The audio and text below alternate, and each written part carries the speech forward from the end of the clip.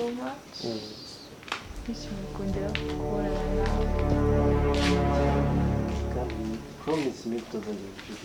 Nubwo ibyo byose yabikoze yagombaga kuva mu nzira. Ababyeyi bacu baragiye, twariye ubusa, twariye umwanda. Nta kuntu badukirana bro.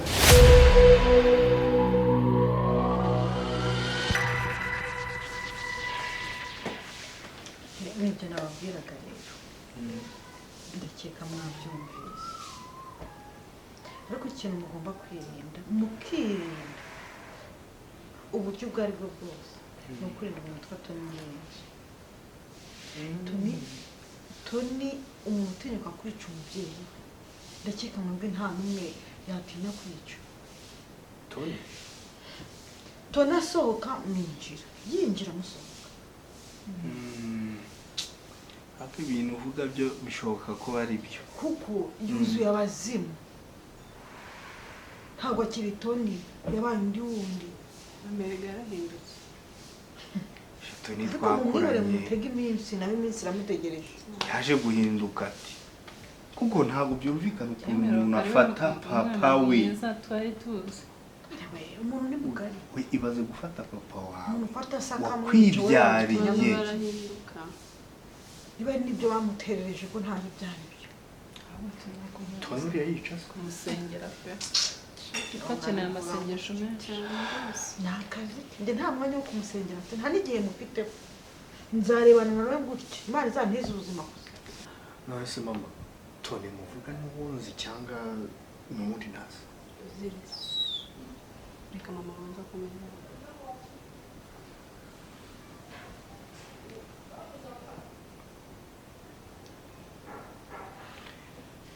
Biteye agahinda pe.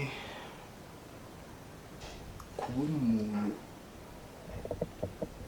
umuntu w'umusore muzima Tonny twareranywe tuzi akifata agafata papa we wamureze wamuteruye ari agahinja gutya akamwica agashyira mu mva. Ndumva akeneye amasengesho pe, niba ariko bimeze.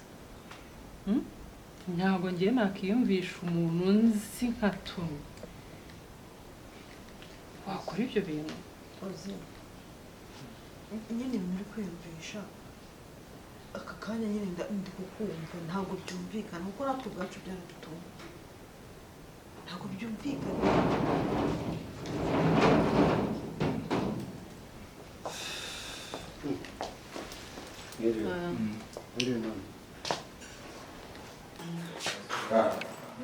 Sese bitte.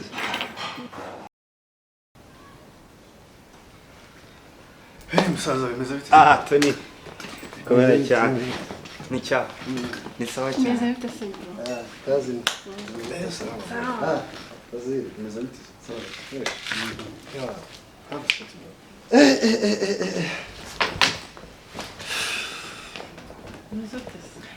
Mumeze mute se? Moses. Harashize iminsi mumeze mute se? Turaho kabisa. Ibaze Ozire mani ejo namamagaye yanga no kumfata. Yamamagaye mwana ntabwo byari gukora. Okay. Yarasigaye yarigize transporter nyine ngo gutwara ni ibintu bye kabisa. Mumeze neza ariko. Mama iri bute? Ni inzara n'ubukene gusa ariko nta kibazo. Sister kumwe no mukonje mwabaye.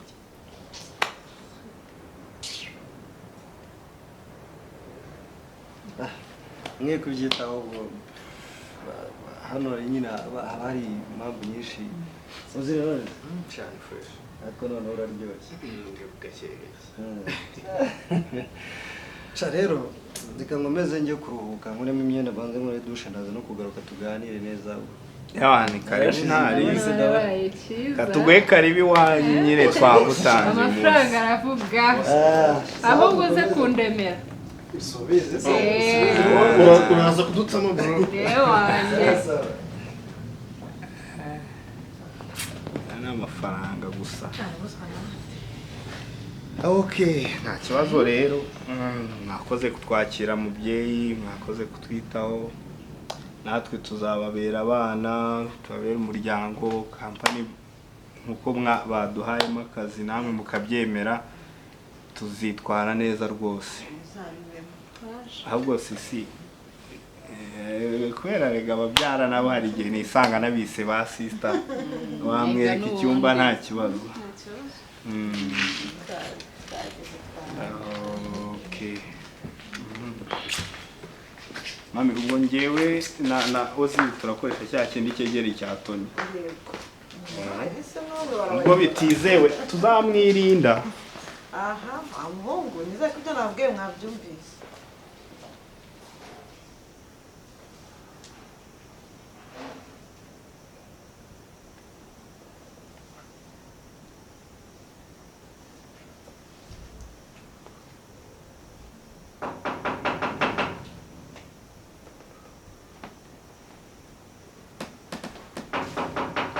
Ni karibu.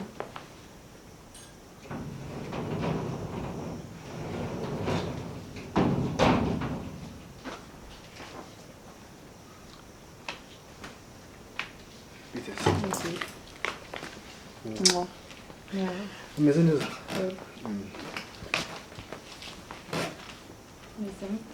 Shaka umeze neza. Ntamuzi. Byashoboka iki gihugu se kari gito. Okay. Cyangwa ukaba wenda mwana wanyereje. Oya. Abavandimwe dusa cyane. Oya, ntaho nuko ari igihe. Ukabona ahantu muzi. Ya. Sure. Nzi. Ariko nigeze kubona. Hari ukuntu umuntu ajya mu bukwe akaba yakura n'umuntu gatoya akavuga ati nimuvugane tu. Birashoboka. Birashoboka. Bahita ndo. Bahita Queen. Yego. Meze nte? Sha tumeze neza. Mbwa bahita bande. Nitwa Gaspar. Gaspar. Irindi. Majyambere. Sari brage.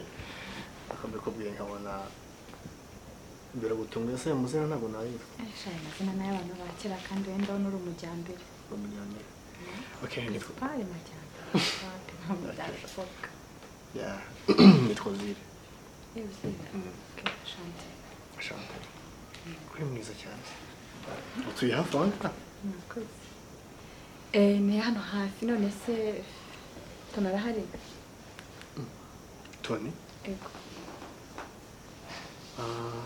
Uramushakira amahoro se? Ya, ndamushakira amahoro.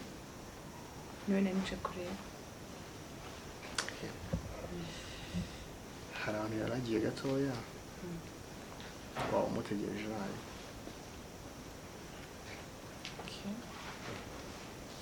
Ntabwo atinda se? Wamuhamagara cyangwa ukaba uretse gato tukaganira nta birenze akagusanga ngaho. Sha mu bintu byari binzanye hano rero cyane niwe warunzanye. Reka muhamagare. Kamamagare ko ndi kwihuta. Nta kibazo. Ari muhamagare.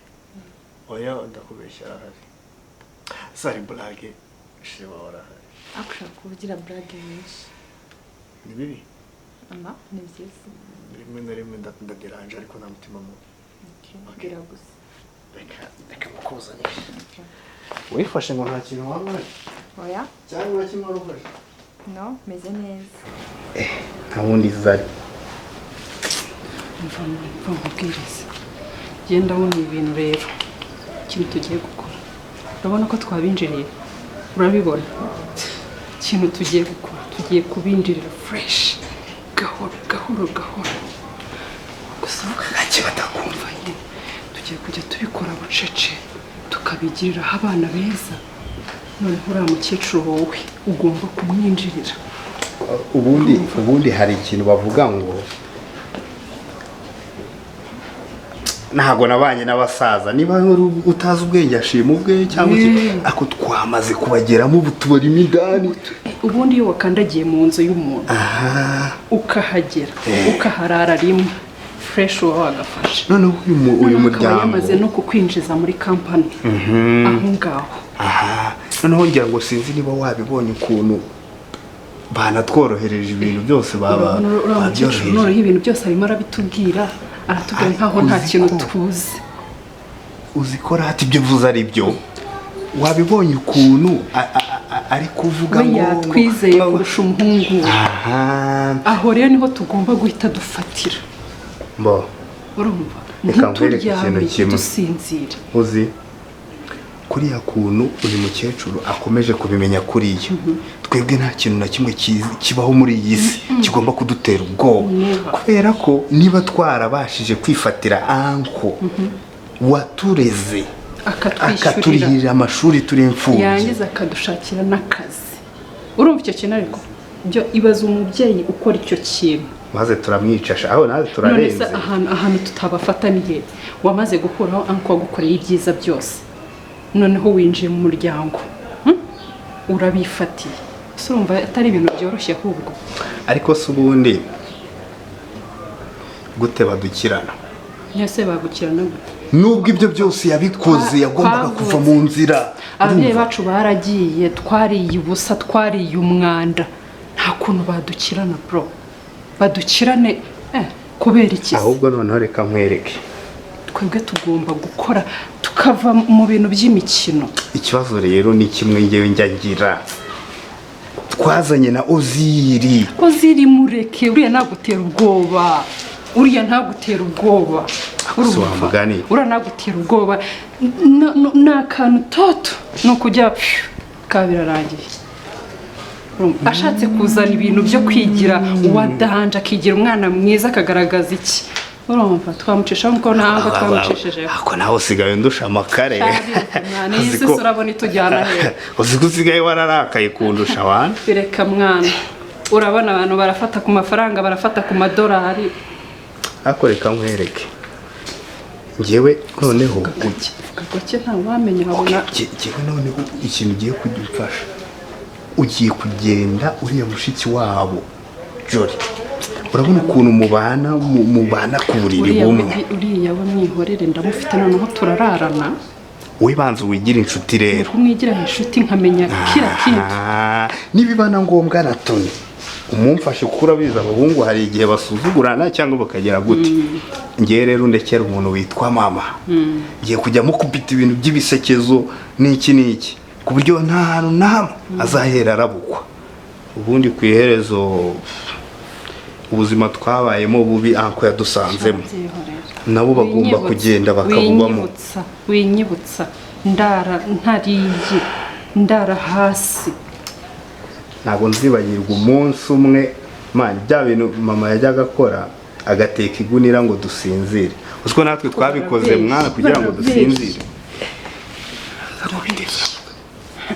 noneho rero ikintu buriya cya nyuma I know wari unkumbuye ariko ibyo ngibyo ariko tubishyize cyane reka ariko ubu turi kumwe ukwiye kwishima ukwiye kongera kumva ko tukiri kumwe kuko I am here for a long time nawe ndi kwiyumvisha ko turi kumwe none urumva uri kumwe nande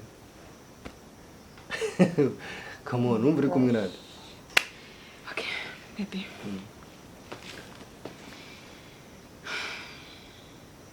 noneho ntabwo uzi ikosa ufite ikosa ufite ibaze ko uzi ko hari igihe nigeze gufata telefone ngiye kuyimena nawe uzavuga twera kuguhamagara ukananze nicyo kintu nanjye kukubwira nyine kugira ngo usabe imbabazi okay basi nsobanura okay baby I'm so sorry wenda ko byabaye byose ariko nanjye ntabwo ari njyewe ndi umuntu first of all sibyo ibyabaye byose mu by'ukuri nyine nawe ari wowe wagira nyine okay uba ufite ukuntu uzi umuntu wawe sibyo ariko akantu ka doute nawe kabura noneho ibintu iyo birimo famiye cyane cyane n'abavandimwe bawe munsi bere rimwe nta kuntu utagira doute uko byameze kose uko waba wizera umukunzi wawe kose uko kwaba kungana kose ntabwo akantu ka doute kabura gusa usibye yuko nyine sister wawe babizi biriya bintu biba n'iki yambwiye ati nongera kukubonana na musaza wanjye bla bla bla bla iki yambwira ngo umugendere kure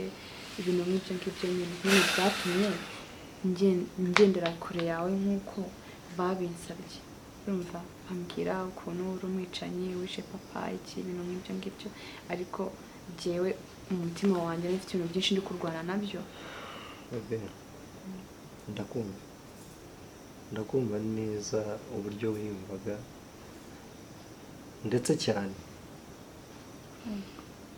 ariko sinagira umubazi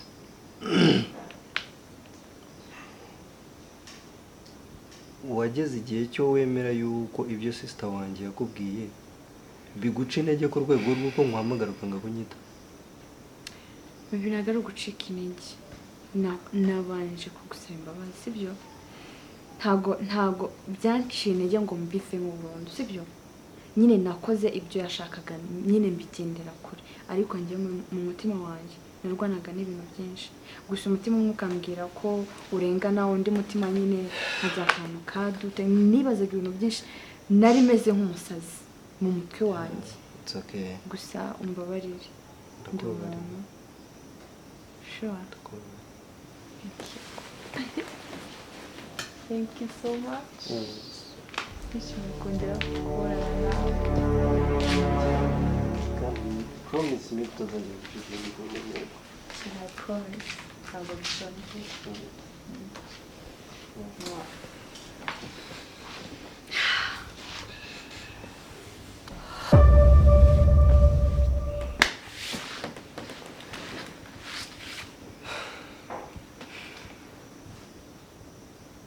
Ese ko uza ntuvuge ntunasuhuza abantu?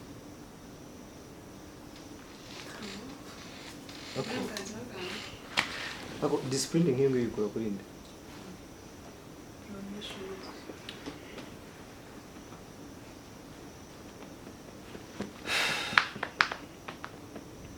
Baby, it's okay. Ikinyenzi nuko nongeye kukugira ubuzima. Nuko nongeye kugira ibyiyumviro by'uko ndi kumwe n'umushyikiri. Let me hope ko ndangiye kwirwara nawe. Baby, humura, ndi kumwe nawe. Ibindi byose ibyo ubona ibyo wumva abibyuzi. Ntabwo mbyitayeho, nta n'ikizongeraho kumfatira umwanya wanjye uko cyane kimeze kose. Ndi kumwe nawe sibyo? Beba ahubwo se waba wagenda hari ikibazo? Urihuse nanone nawe kuki ubona ibintu bigeze aho biryoshye ukihuta? Twakigira ku baraza hanze. Nta kibazo. Bari banampamagaye bambuze. Bagwamagara.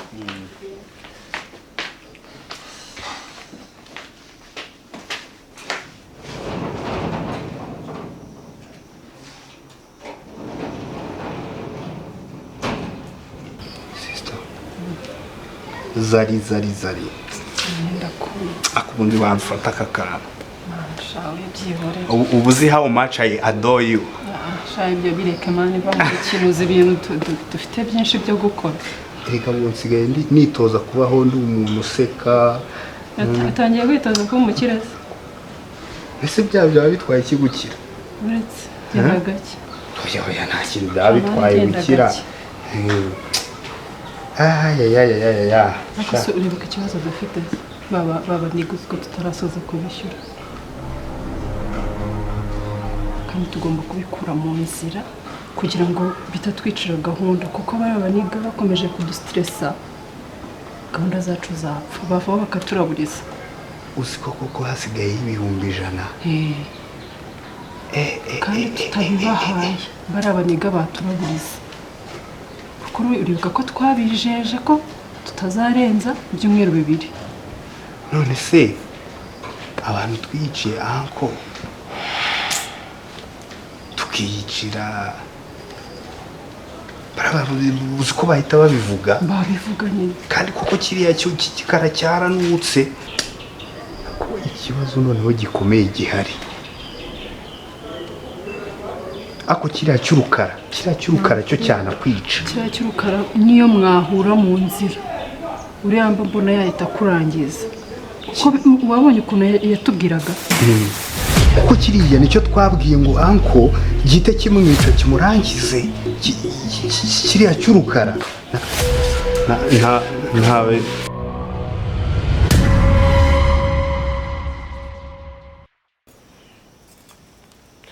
uyu mwana abandi wayiciro ry'imigani. isi yose iramuzi kubera ubugome bwe.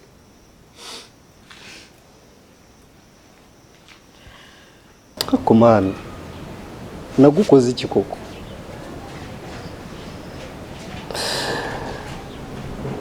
Iki cyaha nakoze kizambaho ryari koko? Papa nubwo bakunziza ntacyo nakoze, aho uruhukire mu mahoro. Ako murabizi neza ko ibi bintu muramutse musanze atari byo, mwese mwazagira ni ipfunwe ryo kwa mwamusaba imbabazi bitewe n'ubugome bw'umukorera. Nacyo turagitegereje. Uzi harassment mwirwa mushyiraho. Tegereze icyo gihe ariko sinishaka kubona amaso yawe. Ibi nawe byiza gusoma. Ntabwo ushaka kumbara amaso yawe. Okay.